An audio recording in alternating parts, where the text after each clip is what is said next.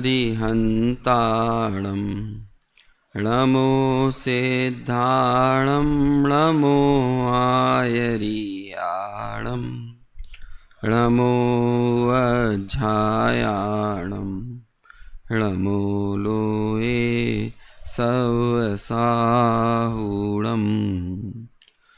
मंगलम भगवान वीरो मंगलम गौतमो गणी मंगलम कुंद कुंदाद्यो जैन धर्मोस्तु मंगलम सर्वमंगल मांगल्यम सर्वकल्याणकारकम प्रधानम सर्वधर्मानां जैनम जयतु शासनम जैनम जयतु शासनम वंदित सर्वसिद्धे ध्रुवमचलमणोऽवं गदिं पत्ते वोच्छामि समय पाहुड़ मृणमो सुध केवली भणिदम् नमः समय साराय स्वानुभूत्या चकासते चित्स्वभावाय भावाय सर्वभावान्तरच्छिदे।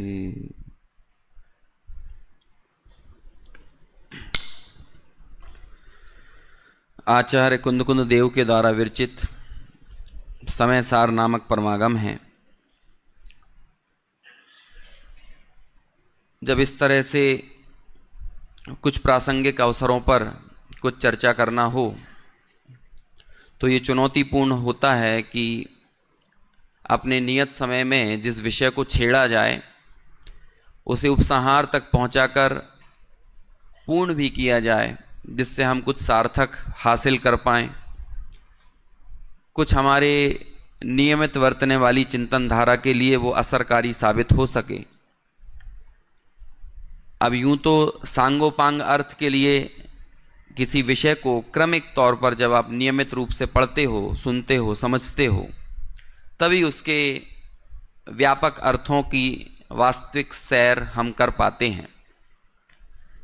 लेकिन ऐसे अवसरों में कुछ हमारे चिंतन को नवीन दिशा मिले अथवा कुछ प्रेरणा विशेष मिले, जिससे हमारे उस स्वाध्याय की निरंतर चलने वाली धारा के लिए ये एक ऑक्सीजन का काम कर सके, तो कुछ ऐसा ही सोचकर बहुत प्रचलित और बहुत जो भी समय सार ग्रंथ से परिचित होंगे वो जिस गाथा को मैं अभी यहाँ लेने जा रहा हूँ उस गाथा से भी बहुत अच्छे से परिचित ही हैं। बहुत सरल गाथा है और जब हम उसे पढ़ेंगे, यदि इस गाथा को नहीं भी सुना होगा तो इसका पद्यानुवाद ऐसा है कि जिससे हम बहुत अच्छे से बखूबी इससे परिचित निश्चित तौर पर ही होंगे। स्क्रीन पर दिख रही है ना पीछे, समय सार की गाथा क्रमांक कौन सी है? 295 है, 6 भी है। अच्छा, 3 का सेट है पूरा, है ना। वैसे तो पूरा मोक्ष अधिकार जब शुरू होता है वहीं से आचार्य एक प्रोजेक्ट पर निकलते हैं, और वो प्रोजेक्ट और कुछ नहीं है, जो इसके पहले जिस बंध की चर्चा चल रही थी उस बंध और ज्ञान, इनके बीच में द्विधाकरण करने का, इनके बीच में भेद स्थापित करने का, बस ये एक प्रोजेक्ट है। और इसी सिलसिले को आगे बढ़ाते हुए वो इस द्विधाकरण के काम को आगे आगे की गाथाओं में करने का प्रयास करते हैं। लेकिन इस पूरे प्रकरण में जो एक बहुत महत्वपूर्ण चीज निकलकर सामने आती है, जिसके लिए आचार्य अमृतचंद्र ने भगवती शब्द का भी प्रयोग किया, पता है वो कौन सा शब्द है, किसके लिए भगवती का प्रयोग किया है? हाँ, एक दो लोगों के हाथ उठ रहे हैं, बता सकते हैं, बताइए। नहीं, यहां जिसके लिए भगवती का प्रयोग किया है इस प्रकरण में अमृतचंद्राचार्य, बहुत प्रसिद्ध, बहुत चर्चित है। जो लोग अभ्यासी होंगे उन लोगों को ये बात पता होगी। मैं विद्यार्थियों से अपेक्षा कर रहा हूं कि वे यदि बता सकें तो। देखो, जैन जैनाचार्यों ने भगवती शब्द का प्रयोग बहुत चुनिंदा स्थानों पर कुछ खास विशेष्य को बताने के लिए उनके विशेषण के रूप में किया है। उनमें से एक तो आप लोगों को पता होगा, भवितव्यता के लिए भगवती का प्रयोग किया है ना, मृत्यु के लिए, नियति के लिए, इसके लिए भगवती का प्रयोग किया। दूसरा, एक अत्यंत महत्वपूर्ण साधन जो कि हमारी साध्य की सिद्धि का बड़ा प्रभावी कारण है, ऐसे उस साधन के लिए भी भगवती शब्द का प्रयोग किया है। और वो विशेष यानी वो साधन, वो करण यदि कोई है, कुछ है, तो वो है प्रज्ञा। क्या है? प्रज्ञा। तो क्या शब्द प्रयोग करते हैं? भगवती प्रज्ञा। अब सवाल खड़ा होता है कि इस प्रज्ञा को, प्रज्ञा और प्रज्ञा किसे कहते हैं, इसका अर्थ करते हुए जयसेनाचार्य ने लिखा शुद्धात्मानुभूति रूप भेद ज्ञान। क्या कहा? प्रज्ञा के लिए क्या शब्द प्रयोग किया? शुद्धात्मानुभूति रूप भेद ज्ञान। और उस भेद ज्ञान के साधन रूप से वर्तने वाले द्रव्य श्रुत को, तत्व अभ्यास को, तत्व निर्णय के कार्य को, चूंकि ये भी हमारे भेद ज्ञान के कार्य को पुष्ट करने वाले हैं ना, इसलिए उन सारे साधनों के साथ भी यदि कोई शब्द प्रयोग किया जाता है तो वो भी क्या कहा जाने लगता है? उसे भी कहने लगते हैं प्रज्ञा। लेकिन मूल रूप से जो वास्तविक प्रज्ञा है, जिसे हम असल कारण कह सकते हैं, तो वो क्या है? वो है शुद्धात्मानुभूति रूप भेद ज्ञान, उसे कहते हैं प्रज्ञा। और उस प्रज्ञा के बहुमान में आचार्य कुंद कुंद हों अथवा आचार्य अमृतचंद्र हों, वे इतने भाव विभोर होते हैं कि इस पूरे प्रकरण में बारंबार कई गाथाओं के बीच में उस प्रज्ञा को कहीं प्रज्ञा छैनी कहते हैं, कहीं भगवती प्रज्ञा कहते हैं। और जो आपके पीछे गाथा दिख रही है, इसमें यदि आप सिर्फ 296 नंबर की गाथा को देखेंगे तो वहां इस प्रज्ञा छैनी को इतना जरूरी कारण कहा। अब मैं यहां पर देख रहा था, एक और जो जयचंद जी छावड़ा की वचनिका वाली जो के साथ छपा हुआ जो समय सार है ना, उसमें इन गाथाओं की सेपरेट टीका भी उद्धृत की गई है, जिसमें 296 नंबर की गाथा की बहुत संक्षिप्त टीका है। ऐसे इस समय सार में वो चुनिंदा टीकाएं हैं जहां पर अमृतचंद्राचार्य ने बहुत ज्यादा नहीं कहा, लेकिन जितना भी कहा है वो बड़ा जरूरी कहा है। और ये भी जो गाथा है, देखो इस गाथा को हम एक बार पढ़ लेते हैं, इसके पढ़ने की परिपाटी को पूरा करें, और इसका पद्यानुवाद तो मैं समझता हूं यहां बैठे सभी लोगों को बखूबी बहुत अच्छे से याद होगा। पहले अपन गाथा पढ़ते हैं, आप सिर्फ 296 नंबर की गाथा यहां पढ़ना। कह सो घिपदी अप्पा पन्नाए सो दुघिपदे अप्पा जह पन्नाई विभत्तो तह पन्ना एव घे तवो। देखिए अब अनुवाद पढ़ते हैं, ये तो सबको याद होगा, वही बीच में जो लिखा है वो पढ़िए। जिस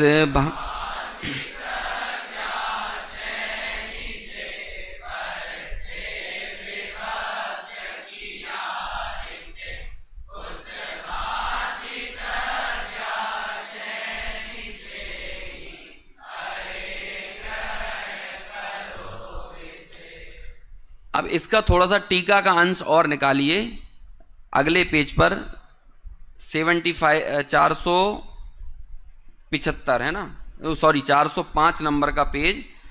यहां पर प्रश्नोत्तर शैली में इस पूरी टीका को आगे बढ़ाया है ना। जब आप उस दूसरा जो समय सार प्रकाशित है उसमें सेपरेट टीकाएं ली हैं, इसमें देखिए दूसरा एक प्रश्न है, टीका पीछे आई, यह तो शुद्धात्मा किसके द्वारा ग्रहण किया जाना चाहिए। आगे आइए और टीका में, हाँ ये आ गया है, दिख रहा है। यह शुद्धात्मा किसके द्वारा ग्रहण किया जाना चाहिए। अभी देखो आप लोगों के जिस तरह के प्रश्न चल रहे थे ना, इन प्रश्नों के बाद हालांकि जो संचालक महोदय थे उन्होंने भी आपको इसकी सनद अगले दिन के लिए पहले ही से जारी कर दी कि थोड़ा सा तात्विक सवाल भी किए जाए ना तो ज़्यादा अच्छा होगा, क्योंकि हम पद्धतियों पर ही प्रश्न पूछते रहेंगे तो ऐसा है कि हर वेदी की अपनी अलग अलग पूजा पद्धति होती है। हर प्रतिमा की नहीं बोल रहा हूँ मैं, एक मंदिर में, सॉरी, हर एक मंदिर की नहीं बोल रहा हूँ। एक मंदिर में कई वेदियाँ होंगी ना, तो आप देखोगे कि नीचे वाली वेदी पे अलग तरह से पद्धति चल रही है, बीच वाले पे अलग चल रही है, ऊपर और अलग चल रही है। तो आप यदि इन पद्धतियों की बात करते रहोगे तो हमें जो जिस प्रज्ञा को भगवती कह रहे हैं वो प्रज्ञा इसी काम में लगी रहेगी क्या? यही पूछने में है कि एक इंद्रिय जीव ने यदि छिच्ची पोटी कर दी तो उसके बाद वो पानी पीने योग्य है कि नहीं? तो भाई बहुत सारे सवाल पहले हम खुद ही, वाचना के बाद प्रच्छना का अधिकार है। पहले यदि आपके वाचने में यदि कोई वाकई में शंका पैदा हुई है, अभी ऐसे तो ठीक है हमें पूछने के लिए पूछना है, अब हमने वाचा तो कुछ नहीं है लेकिन हमें बस पूछना है, तो है ही नहीं है, अधिकार ही नहीं है, परमिसिबल ही नहीं है वो। और प्रायः यही होता है, अरे ठीक है पहले खुद वांचो उसे। टोडरमल जी ने भी जो पूरे तत्वाभ्यास की प्रक्रिया बताई ना, उसमें शुरुआत कहाँ से की है? खुद पढ़ता है, फिर पढ़ने के बाद खुद विचार करता है, फिर उस विचार करने में यदि कुछ रह जाता है कि हाँ इस पर पूछा जाना चाहिए, इस पर किसी ज्ञानी जनों से इस शंका का समाधान करना चाहिए, तो फिर वहाँ शंका का समाधान किया जाता है। अभी सिर्फ ठीक है गाहे बगाहे हमारे मन में कुछ भी ख्याल उठते रहते हैं, पढ़ना तो हमें है नहीं है, और उसके बाद हम उन प्रश्नों को यहाँ पूछने लगते हैं। तो नहीं है, हजारों तरह के सवाल हैं। ऐसे सवाल पूछना है तो चैट जीपीटी से पूछ लिया करो, है ना। ये सब यहाँ मत पूछो, आजकल तो वो बहुत एडवांस हो गई है, और यदि अभी भी कुछ एडवांस होना बाकी रह गए ना तो 2 साल बाद और एडवांस हो जाएगी, जब AGI आ जाएगा। अभी AI है ना, अब AGI आ जाएगा तो AI बच्चा लगने लगेगा अपन को उसके सामने, तो इतने एक्यूरेट उत्तर देगा कि मुझे पूरा यकीन है कि वो जो क्या कहलाता है आपका, अभी जिसके बहुत ज़्यादा सवाल हो रहे थे ना 2 दल के, वो जीव जंतुओं को गिन के भी बता देगा आपको, है ना, इतने जीव जंतु हो रहे हैं। अपनी प्रज्ञा को भगवती कह रहे हैं ना, उस प्रज्ञा को वहां इस्तेमाल करो जिसके कारण वो भगवती संज्ञा पाए। विवेचनात्मक वर्णन तो बहुत है, लेकिन हमारे सवालों में प्रयोजन निकल कर आया है कि नहीं, जरा इस पर भी तो विचार करें। साध्य यदि हमारे दिमाग में स्पष्ट नहीं है तो हमारे साधनों के संबंध में उठने वाले सवाल भी बेबुनियाद होते हैं, और जब साध्य स्पष्ट नहीं है तो साधन उसकी संज्ञा ही नहीं पड़ेगी। आप जिन साधनों को लेकर प्रश्न कर रहे हो ना, क्या खाएं, क्या पिएं, कैसे चलें, कैसे उठें, कैसे बैठें, कौन सी प्रतिमा का दर्शन करें, कैसी प्रतिमा करें, 5 प्रतिमा रखें, 2 प्रतिमा रखें, आपकी ये सब साधनों की बात हो रही है, लेकिन इनको साधन संज्ञा ही नहीं मिलेगी जब तक साध्य स्पष्ट नहीं है। जिस लिफ्ट से आप 2nd फ्लोर पर जा ना पाओ, वो लिफ्ट को आप साधन कहोगे? साध्य मान के चलो त्रिमूर्ति जिनालय है, और त्रिमूर्ति जिना, अब लिफ्ट तो दुनिया भर में लगी हुई है, लेकिन हाँ ये लिफ्ट हमारे लिए बड़ी काम की है। क्यों? क्योंकि हमें त्रिमूर्ति जिनालय तक ले जाती है, ये साधन हुई ना। लेकिन साधन वो कब होगी? जब साध्य तक ले जाने में सहायक हो। अब आपने इतने सवाल कर दिए साधनों को लेकर, लेकिन आपके दिमाग में साध्य स्पष्ट होता है, और साध्य स्पष्ट होना ये हमारा प्रयोजन है। और जैन शासन में भी चरणानुयोग की यदि एक लाइन में परिभाषा की जाए ना तो इतनी है, अपनी उपयोग की बर्बादी रोकने का नाम चरणानुयोग है। और ऊपर ऊपर की भूमिका में उपयोग सघन होता जाता है, उपयोग की बर्बादी रुकती जाती है, तो चरणानुयोग विशेष विशेष दिखता चला जाता है। अब चरणानुयोग की एक क्रिया पकड़कर बैठ जाओगे तो हासिल कुछ नहीं कर पाओगे। हम गुरुदेव की परंपरा में हैं, हम छोटे दादा की परंपरा में, डॉक्टर हुकुमचंद जी भारल साहब की परंपरा में यहाँ बैठे हुए हैं। जरा विचार तो करो कि इन लोगों का जीवन भर बल काय पर रहा है, और आप यदि उस पर्टिकुलर साधन को लेकर खींचतान मचाने लगेंगे ना तो अर्जित कुछ नहीं हो पाएगा। भगवती प्रज्ञा इस चीज में जाहिर हो रही है, 3 प्रतिमा रखें, 2 रखें, 5 रखें कि 7 रखें, कि भगवती प्रज्ञा वो है जो साध्य को स्पष्ट कर उसकी उपलब्धि कराने में हमारे लिए सहायक हो। अब देखो कमाल की बात, जब आपके लिए साध्य स्पष्ट हो, साध्य एकदम स्पष्ट हो, उस काल में भी साधन को लेकर ज्यादा बुद्धि की रस्साकसी नहीं करी जाती, और साधन कभी भी, साधक भाव जो है ना वो कभी उपादेय नहीं होता। कोई सा भी साधक भाव क्यों ना हो, मैं कह रहा हूं श्रेणी चढ़ने वाला साधक भाव, वो भी साधक भाव है ना, उस साधक भाव के प्रति भी उपादेय बुद्धि नहीं होती। और हम लोग किसी क्रिया विशेष को साधन मानकर उसमें उपादेय बुद्धि कर लेते हैं। अब आप ये बताओ, ये वाली चर्चा या ये वाली श्रद्धा के साथ, इस परिणति के साथ, इस सोच, इस विचार के साथ हमने उस साधन को भी क्या वास्तव में समझा है?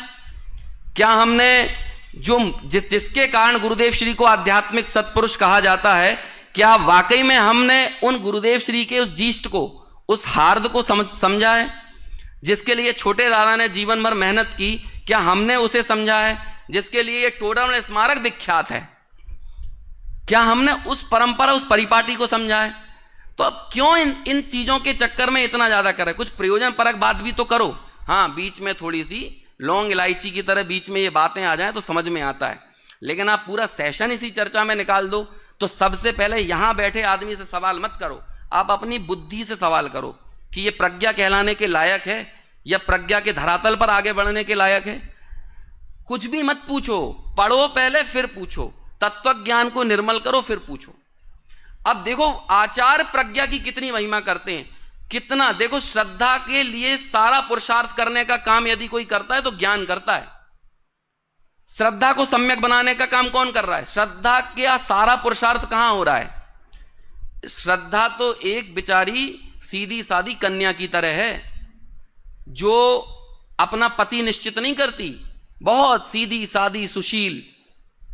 उसके लिए सारा काम करके देंगे उसके पिताजी, और पिताजी ने जब सब नक्की कर लिया तो उस कन्या का क्या काम है?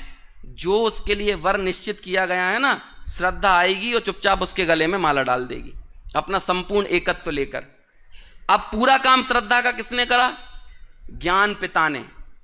सर्वा टीकाओं में तत्वार्थ सूत्र के जो सम्यक दर्शन ज्ञान चारित्राणी मोक्ष मार्गा सूत्र है, वहां पर यह सवाल खड़ा किया कि ज्ञान शब्द इतना छोटा है, ज्ञान शब्द, ज्ञान ही के इतना गुणगान गाया जाता है जिनवाणी में, और आपने उसे बीच में क्यों रखा? उसे तो शुरू में रख सकते थे। तो उन्होंने कहा देखो ये ज्ञान जो है ना, मध्यमणि, मध्य दीपक की तरह है, जो दर्शन को भी दिशा देता है और चारित्र को भी दिशा देता है। और ज्ञान जहां पर नहीं हो, प्रज्ञा का जहां पर अभाव हो, वहां पर दर्शन भी मुर्दा, श्रद्धा भी मुर्दा भांति मुर्दे की तरह है, चारित्र भी वहां पर पंगु है, श्रद्धा भी वहां पर पंगु है। अब देखो जब ज्ञान की इतनी महिमा कर रहे हैं तो फिर हमें समझना चाहिए ना सारी मेहनत कहां हो रही है। प्रवचन सार ग्रंथ में आप देखेंगे प्रश्न है दर्शन मोह का क्षय कैसे होता है? दर्शन मोह के क्षय का उपायांतर बताओ। उत्तर क्या देते हैं? काम कौन से करवा रहे हैं? पहले पूछ रहे हैं मोह का लक्षण क्या है, तो कहते हैं अत्थे अजदा गहनम, अर्थ का अयथार्थ श्रद्धान, ये मोह का लक्षण है। अब इसके अभाव करने का उपाय श्रद्धा के एंगल से दिया जाना चाहिए था ना, लेकिन किस एंगल से दे रहे हैं बताओ? जिण सत्थादो अट्ठे पच्चखा दी बुज्जदो नियमा। बुज्जदो मतलब क्या होता है? जाने बूझे। समय सार में सम्यक दर्शन कैसे होता है? बात क्या कह रहे हैं?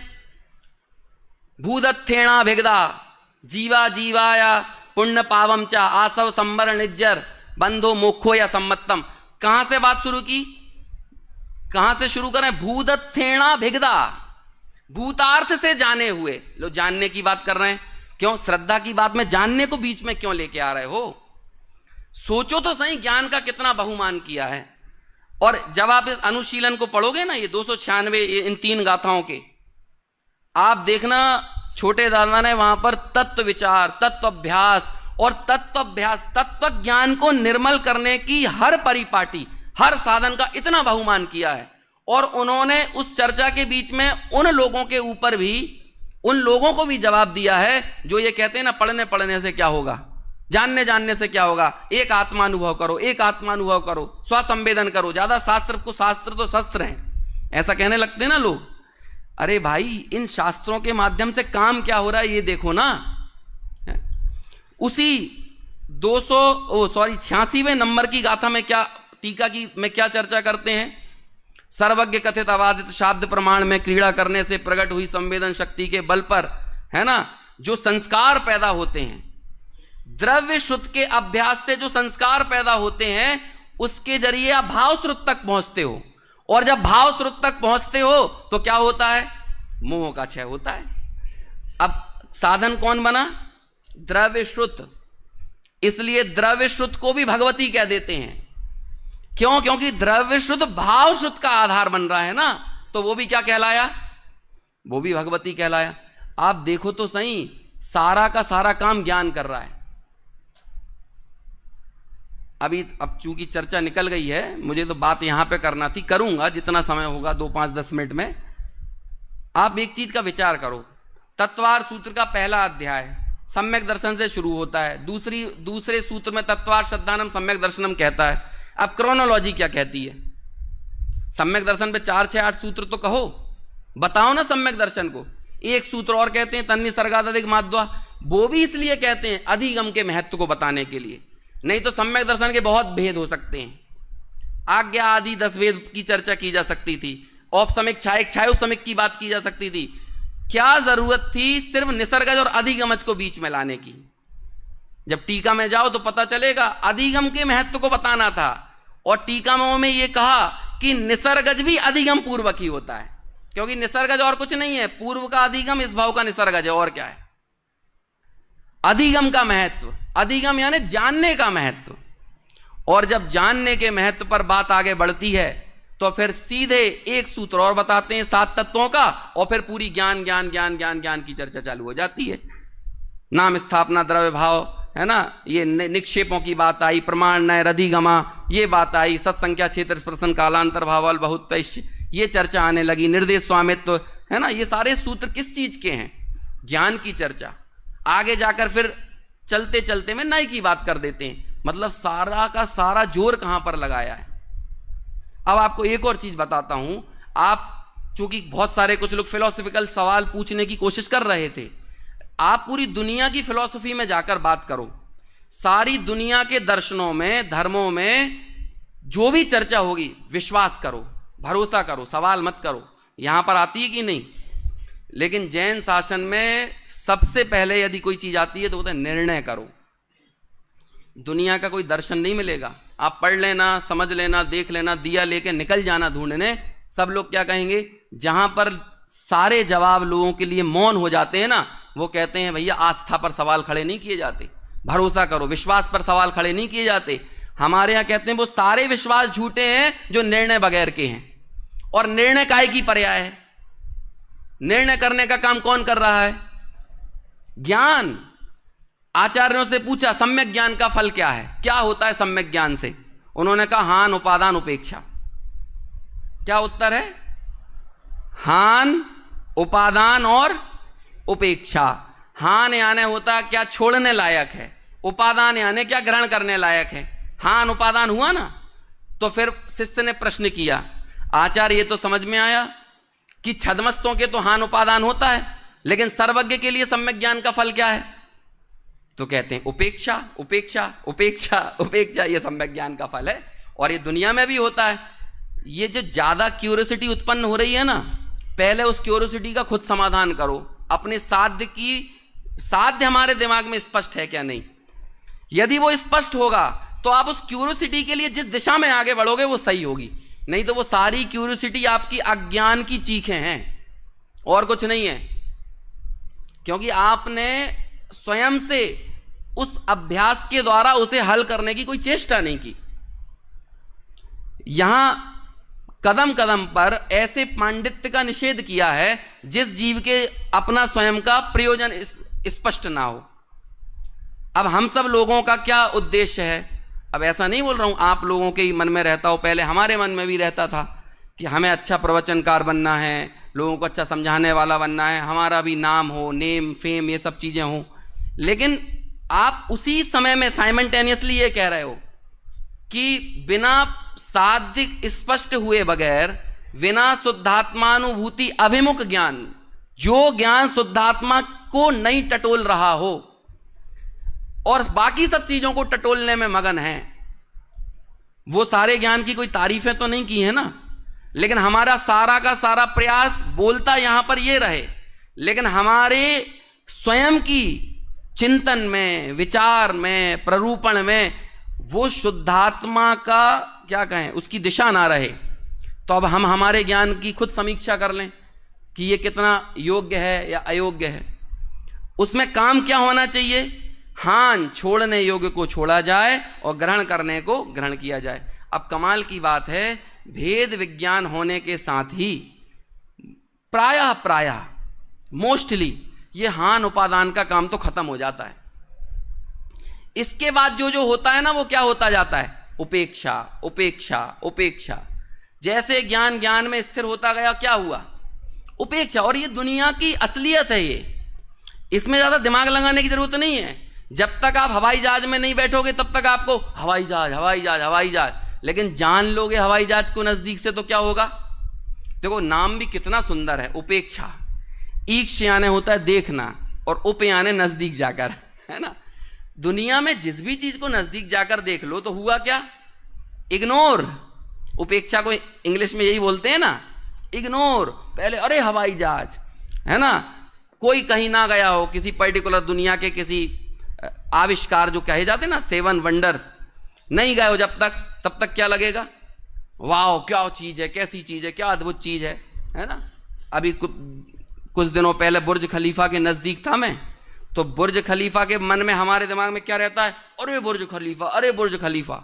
अभी मैं जिस घर में गया तो उनकी खिड़की खोलो तो बुर्ज खलीफा दिखता था, और वो कभी खिड़की नहीं खोलते थे। क्यों नहीं खोलते थे? जान लिया ना नजदीक से, और नजदीक से जानने के साथ क्या हुआ? उपेक्षा, उपेक्षा, उपेक्षा। और होता है अभी बाहर 25 आदमी लड़ने लगे, आप तुरंत जाओगे, अरे क्या हुआ क्या हुआ, और देख लिया अरे कछु नहीं, लड़ रहे हैं ऐसे ही, है ना, और तुरंत क्या करोगे? कुछ नहीं, उपेक्षा, उपेक्षा, उपेक्षा। ये होगा कि नहीं? तो ऐसे ही सर्वज्ञ भगवान के साथ क्या हुआ है? हान उपादान की पराकाष्ठा को पा लिया है। तो अब उनकी हर पर्याय में क्या हो रहा है? पूरा लोक उमड़ कर आता है, और प्रति समय केवल ज्ञानी क्या करते हैं? उपेक्षा, उपेक्षा, उपेक्षा।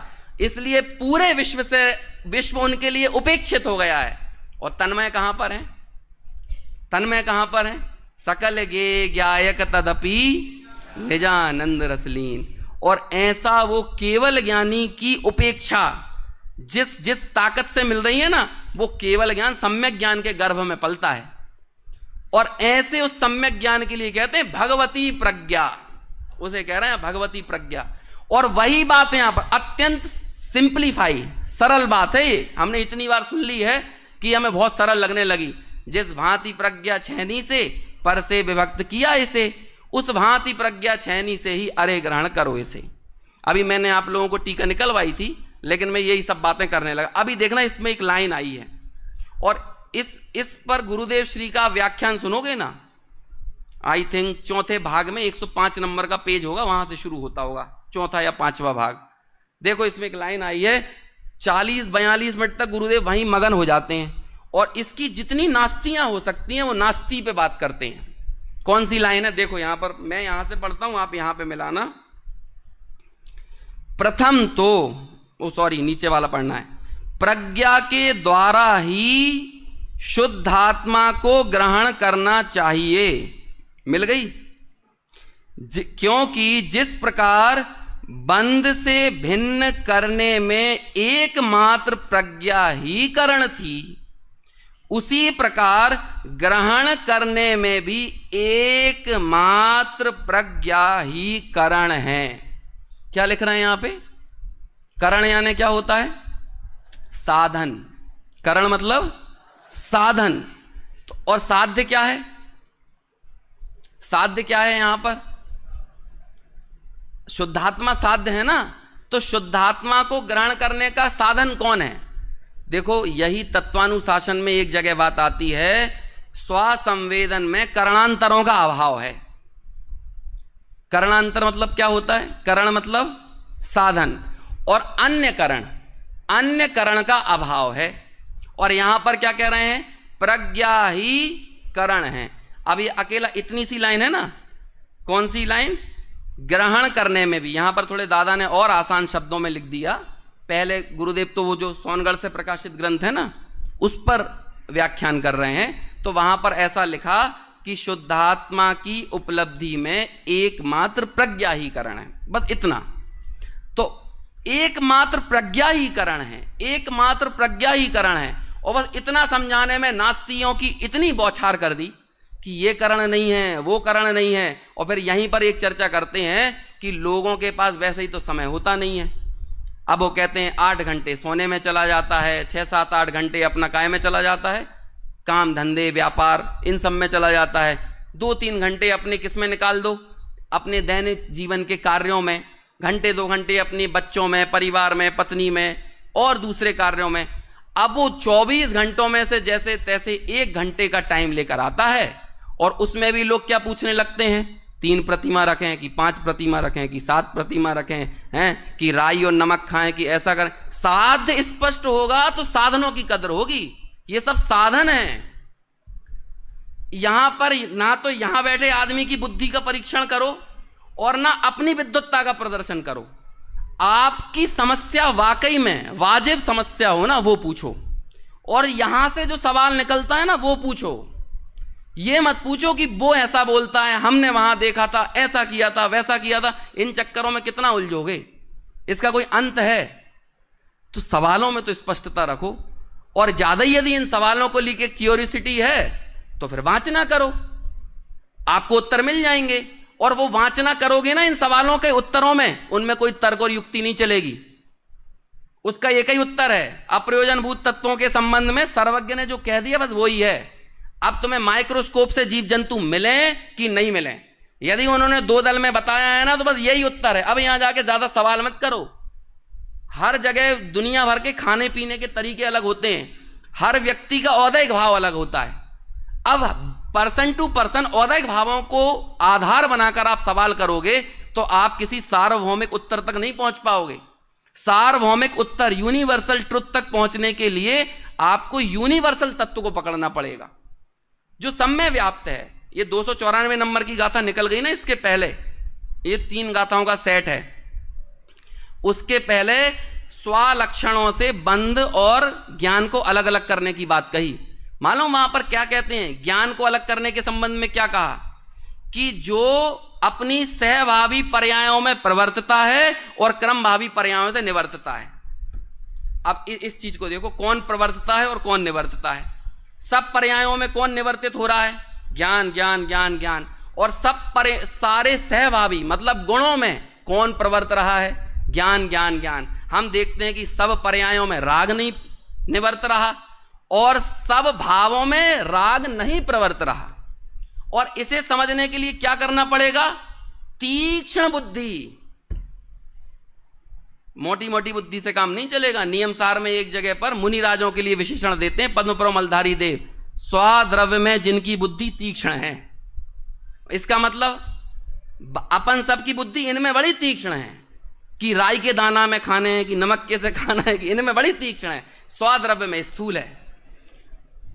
जब इस गाथा की चर्चा करते हैं ना गुरुदेव, तो इस गाथा की चर्चा में मालूम उन्होंने सबसे पहले क्या कहा?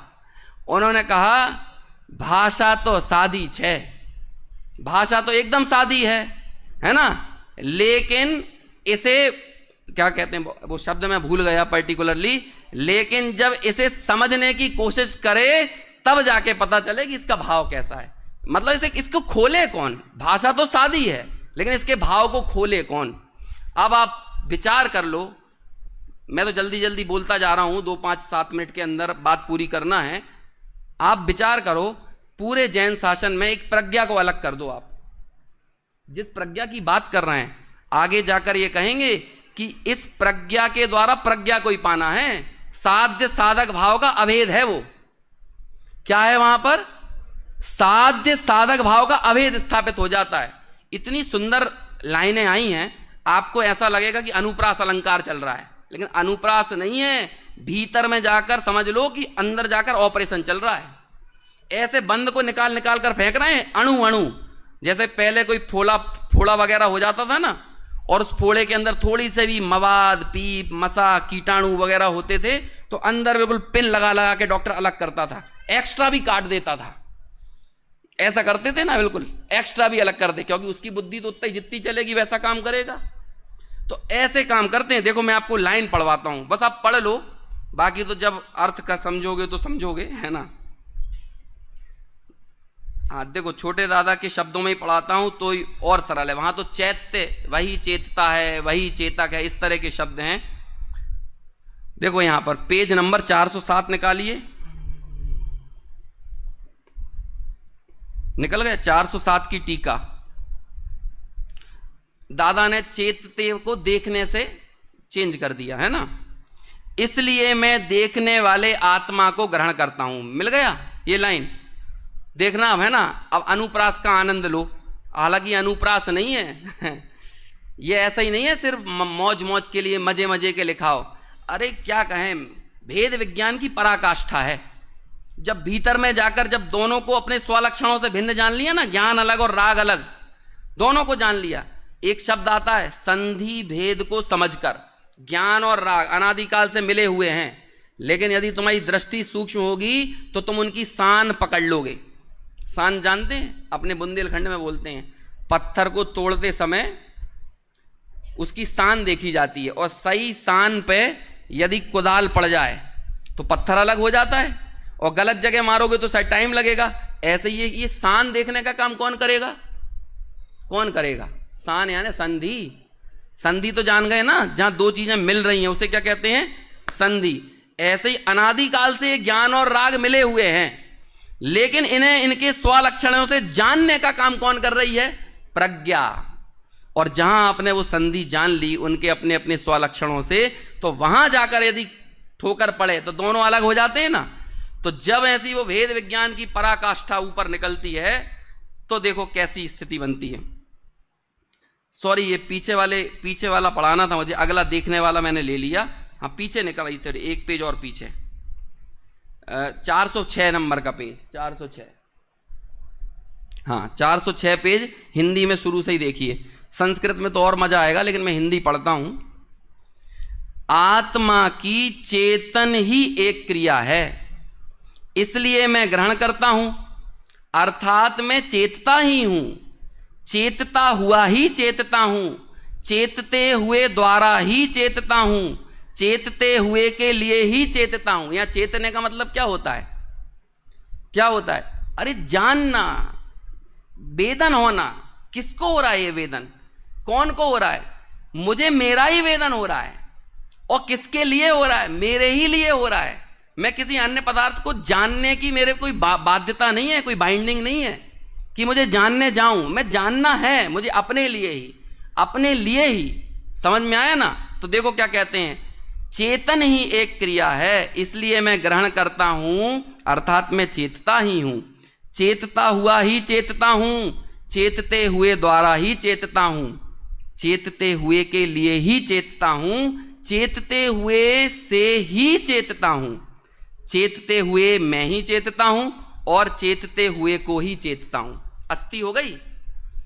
अब नास्ति देखो, गुरुदेव ने जब ये कहा ना प्रज्ञा ही एक कारण है, तो वहां पर उन्होंने सवाल खड़ा किया कि जैन दर्शन में तो अनेकांत चलता है, ये ही का प्रयोग क्यों किया? प्रज्ञा ही एक कारण है, दूसरी चीजों की भी बात कर लेते कि नहीं, पूजा भी करण है, तीर्थ यात्रा भी करण है, और किसी क्रिया भी करण है। नहीं, प्रज्ञा ही एकमात्र करण है, तो इसका अनेकांत क्या होगा?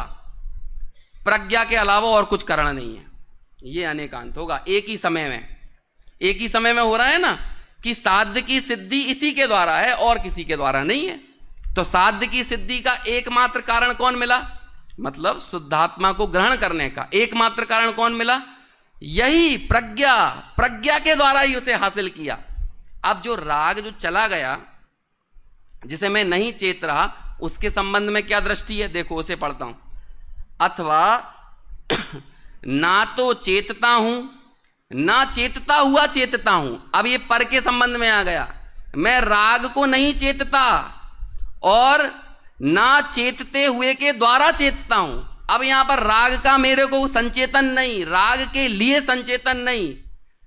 ना चेतते हुए के लिए चेतता हूं, ना चेतते हुए चेतता हूं, ना चेतते हुए मैं चेतता हूं, और ना चेतते हुए को चेतता हूं। किंतु मैं तो सर्व विशुद्ध चिन्मात्र भाव हूं। जिसमें चेतन भाव नहीं है उसे मैं चेतता नहीं हूं, है ना? चेतता नहीं हूं मतलब उसमें मेरा संवेदन नहीं है, मेरा संवेदन तो मुझ में ही है। और अब यहां पर किस चीज का निषेध हो गया?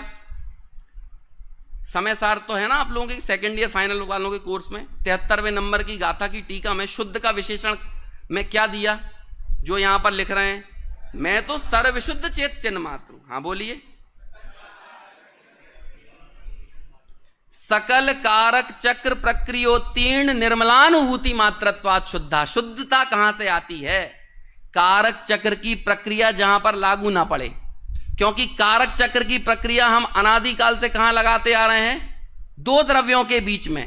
जब दो द्रव्यों के बीच में मेरा कर्ता कर्म संबंध नहीं है तो वहां पर कारक चक्र की प्रक्रिया घटित हो सकती है क्या? नहीं हो सकती ना। तो क्या क्या है? शुद्धता का आधार क्या बनेगा? और इस शुद्धता के पहले कहां गए? यदि आप दो द्रव्यों को खड़ा कर दोगे तो शुद्धता में क्या बाधा आ जाएगी? तो जयचंद जी छावड़ा की ट्रेडमार्क लाइन, अशुद्धता दो द्रव्यों के संयोग से आती है। कैसे आती है? दो द्रव्यों के आपस में संयोग से। देखो भाई, सिंप्लीफाई करने का मार्ग है, बहुत सिंप्लीफाई करो। अप्रयोजन भूत चीजों को जटिल बनाकर कहना बहुत सरल है, लेकिन प्रयोजन भूत चीजों को सरलता से कह देना बहुत कठिन काम है। दुर्भाग्य यह है कि सरल बातों को कठिनाई से प्रस्तुत करने को विद्वत्ता माना जाता है, लेकिन जो अत्यंत जरूरी बात है वो बहुत सरल है, बहुत मूलभूत है। समय सार का पूरा फ्रेमवर्क आप देखोगे ना तो कुछ बुनियादी बातों पर चल रहा है बस, और वो एक धारा को पकड़कर पूरा समय सार आगे बढ़ रहा है।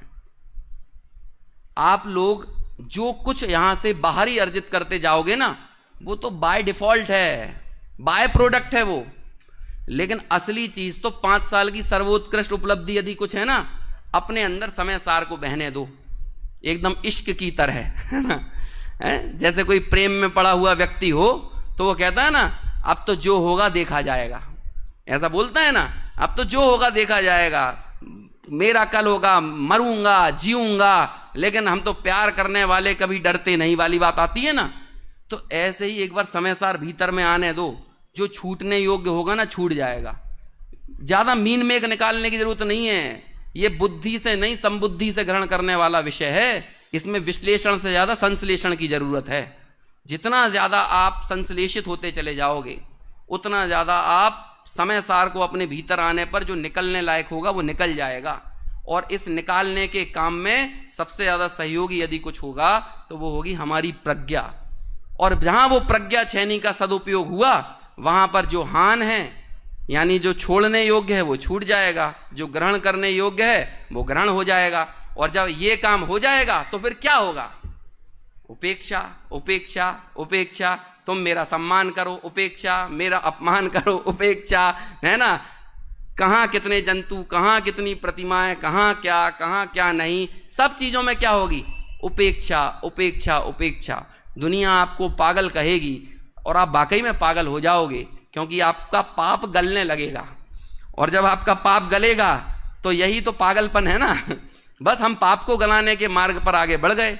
बहुत सुंदर लाइन है अमृत चंद्राचार्य की, जैसे जैसे ये जीव विज्ञान घन होता जाता है वैसे वैसे आश्रवों से निवृत्त होता चला जाता है। ये विज्ञान घन होने में कौन काम कर रहा है?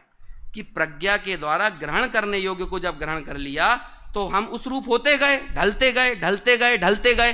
तो फिर क्या हुआ? अब जब आप विज्ञान घन हो रहे हो तो वहां पर जिनके रहने के लायक जगह नहीं है तो वो क्या होगा? वो हटते जाएंगे, छूटते जाएंगे, निकलते जाएंगे, निकलते जाएंगे। बस यही आश्रमों से निवृत्ति का उपाय है, और यही बंध और ज्ञान को भिन्न भिन्न करने का, द्विधाकरण का, मुक्ति का भी एकमात्र यही उपाय है। ऐसे इस कार्य को करने में हम समर्थ हों, ऐसी प्रज्ञा छेनी प्रकट हो, इस भावना से अपनी बात पूरी।